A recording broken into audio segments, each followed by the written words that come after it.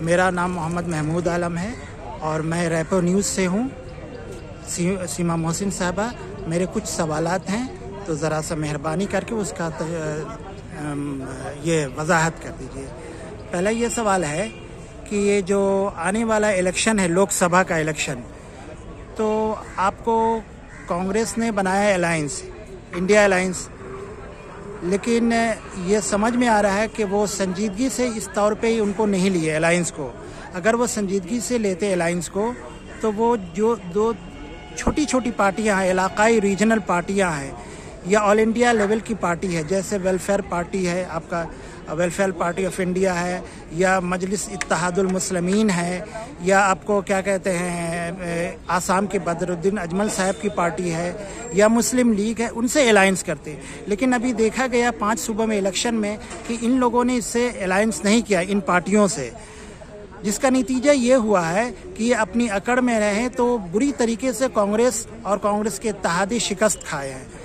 तो आइंदा इलेक्शन जो होने वाला है लोकसभा इलेक्शन में, तो क्या आप लोग अलायंस के लिए कोशिश कीजिएगा, और अगर कोशिश कीजिएगा तो वो दे दिए तो सही ठीक है, और नहीं अगर अलायंस में आप लोग को शामिल किए हैं तो क्या आप लोग अलग से इलेक्शन लड़िएगा? और बंगाल के लोकसभा में जो मतलब यहाँ सीटें हैं, आप लोग कितनी सीटों से इलेक्शन लड़िएगा? ये सही बात है कि जिस रफ्तार से पोलराइजेशन हो रहा है हमारी कंट्री में, और जिस तरह हमारे कॉन्स्टिट्यूशनल इंस्टीट्यूशंस पे एनक्रोचमेंट हुआ है, और जिस तरह से हमारे कॉन्स्टिट्यूशन की धज्जियाँ उड़ाई जा रही हैं और हिंदू मुस्लिम के विवाद में लोगों को इन्वॉल्व किया जा रहा है, तो ऐसी सूरत में ये ज़रूरी था कि कांग्रेस अपना सबक सीख लें और छोटी जितनी भी रीजनल पार्टीज़ हैं उनको लेकर एक अलायंस बनाए। जब राहुल गांधी का भारत जोड़ो यात्रा हुआ तो हमें बहुत एक उम्मीद जागी कि ये सेंस एक अच्छे डायरेक्शन में जा रहे हैं और ये जो अलायंस होगा ये बहुत अच्छी तरह से बीजेपी का टक्कर ले सकेगा इन द लोकसभा इलेक्शन। लेकिन पिछले दिनों जब ये इलेक्शन के रिजल्ट्स आए छत्तीसगढ़ और मध्य प्रदेश और राजस्थान में, तो काफ़ी अफसोस हुआ कि ये बात तो खुलकर आ गई कि इंडिया अलायंस का जो रोल था वो उन्होंने इफेक्टिवली नहीं खेला है। उन्होंने सीरियसली रीजनल पार्टीज़ को इन्वॉल्व नहीं किया, बहुत एरोगेंस था इन लोगों में, और जो लीडरशिप है उनके बीच, स्पेशली सचिन पायलट को ले या गहलोत के बीच जो ये था, वो सारी बातें उभर कर आई। और ख़ासकर एक और बात देखने में आई कि वो जो हिंदुत्व था, सॉफ्ट हिंदुत्व खेल रहे थे कांग्रेस के लोग, जबकि कांग्रेस में जो ये था कि ये जो पार्टी है एक सेक्युलर पार्टी है, और अगर यही सब कुछ करना है तो लोग जो हिंदुत्व से मुतासिर हैं वो तो हार्ड हिंदुत्व करेंगे ही, ये यहाँ पे आकर क्यों इन लोगों को वोट देंगे? तो उनके जो प्रिंसिपल्स हैं, जो बेसिक आइडियोलॉजी है, उसको लेकर चलते तो बहुत अच्छा होता और बहुत सारे लोग इनके साथ जुड़ जाते और बहुत सारे वोट मिलते हैं, और ये नतीजा जो निकल कर आया है इसके ऑपोजिट नतीजा निकलता। तो ये बहुत ही दुखदायी बात है, लेकिन हम उम्मीद रखते हैं कि इससे सबक ज़रूर हासिल किया होगा कांग्रेस और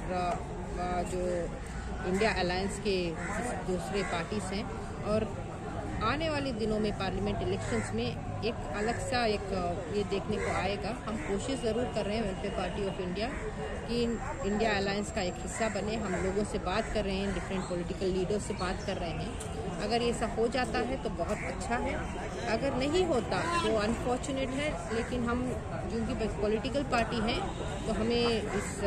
पॉलिटिकल इलेक्शन फोरे से अलग रहना हमारे लिए मुनासिब नहीं है, तो हम कंटेस्ट करेंगे। और आपका सवाल था वेस्ट बंगाल में कितने सीट्स, अब हमारी पार्लियामेंट्री बोर्ड में तय हो रहा है कि हम 7 सीट्स में इलेक्शन कंटेस्ट करेंगे। ठीक है, शुक्रिया। अच्छा, एक दूसरा सवाल ये है कि अभी ये देखा जा रहा है कि हिंदुस्तान की जो सुप्रीम अथॉरिटी है, judiciary, supreme court of India, तो इसमें कई सालों से कुछ ऐसे फैसले आ रहे हैं जो रिपब्लिक ऑफ इंडिया या सेकुलर इंडिया के रूह के एकदम मुनाफी हैं, अगेंस्ट जा रहे हैं। तो इसमें ये हमें लगता है कि ये जो कहीं ना कहीं कुछ ना कुछ कमी रह जा रही है। तो ये कमी ये देखने में आ रही है कि मुस्लिम जजेस जो हैं, चाहे वो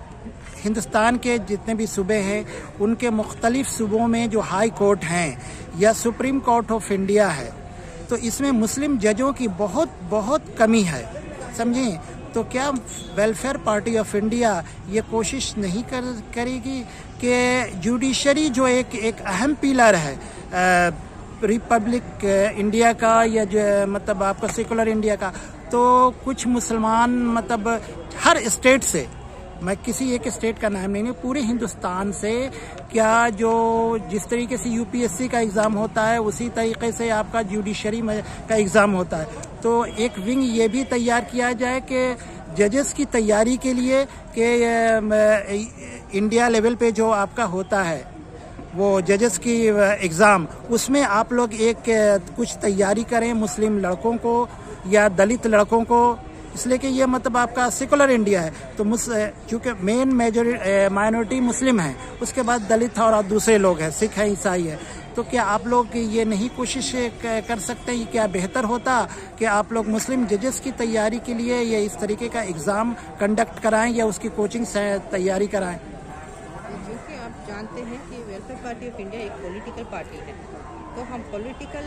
तरीके से काम करेंगे। ये ज़रूर सही बात है कि जो जुडिशरी है हमारी, वो एक one of the greatest pillar of our democracy, और यहाँ पे जो नतीजे, जो फैसले अब लेटली आ रहे हैं, वो ऐसे नहीं हैं जैसे कि होना चाहिए एक डेमोक्रेटिक रिपब्लिक इंडिया में जो होना है। और ये ज़रूर ये भी है कि हम ये नहीं कहेंगे फ्री एंड जो जुडिशरी है वो इट इज़ फ्री, लेकिन कहीं पे कहीं जो मौजूदा सरकार है उसका इन्फ्लुएंस है, या जिस तरह से जो कॉलेजियम में अपॉइंटमेंट ऑफ जजेस हो रहे हैं, या फिर जो अच्छे अपराइट जजेस हैं जो लीडर होकर फैसला दे रहे हैं, तो उनकी जान को ख़तरा है। काफ़ी जजेस की हत्या भी हो रही है, काफ़ी जजेस को ट्रांसफ़र भी कर दिया जा रहा है। तो ये सारी चीज़ें जो है एक ऐसा एक सिचुएशन क्रिएट कर रही हैं जहाँ पे हमें एक फेयर जजमेंट मिलना दुर्भर हो रहा है। ये ज़रूर है कि जो मुस्लिम जजेस के बारे में आप बात कर रहे हैं, मुस्लिम अंडर रिप्रेजेंटेशन तो हर एक फील्ड में है, not just in the field of judiciary.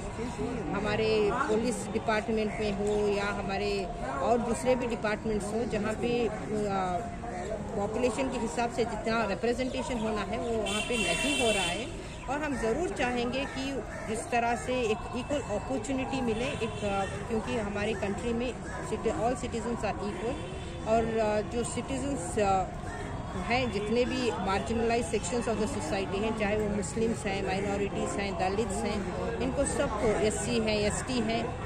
इनको सबको इक्वल अपॉर्चुनिटी मिलना चाहिए। इनका रिप्रेजेंटेशन उनके जितना पॉपुलेशन है उसके हिसाब से हर एक डिपार्टमेंट में होना चाहिए। ये हम ज़रूर कोशिश करेंगे और मांग भी करेंगे कि ऐसे कोई ये भी बनाया जाए ताकि इन लोगों को अपलिफ्ट किया जाए, इनको एम्पावर किया जाए। ओके, शुक्रिया।